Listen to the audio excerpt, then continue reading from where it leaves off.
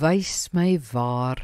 Matteus 25 verse 34 en 35 sê, dan sal die koning vir die aan sy regterhand sê, julle geseëndes van my Vader, kom beerf die koninkryk, wat vir julle gereed gemaak is van die grondlegging van die wêreld af. Want ek was honger, en julle het vir my iets te ete gegee. Ek was dors, en julle het my iets te drinke gegee. Ek was 'n vreemdeling, en julle het my as 'n gas verwelkom.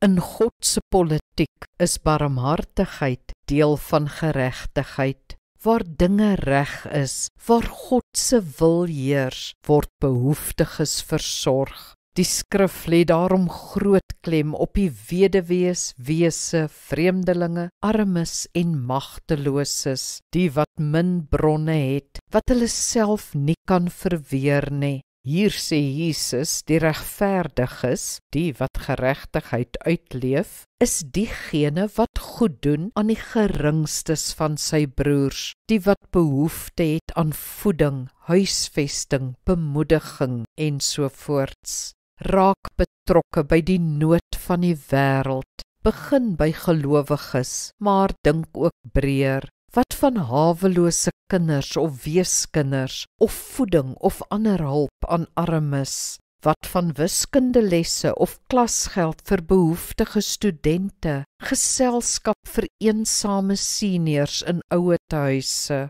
regshulp of sosiale geregtigheid? Al hierdie dinge is God se wil. Laat jou gawe een of ander nood verlig.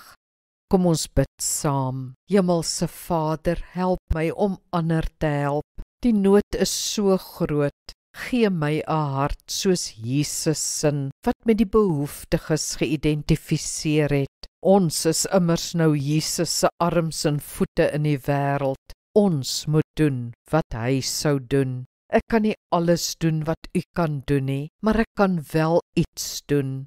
Wys my waar en hoe. Amen. Die Here seën jou.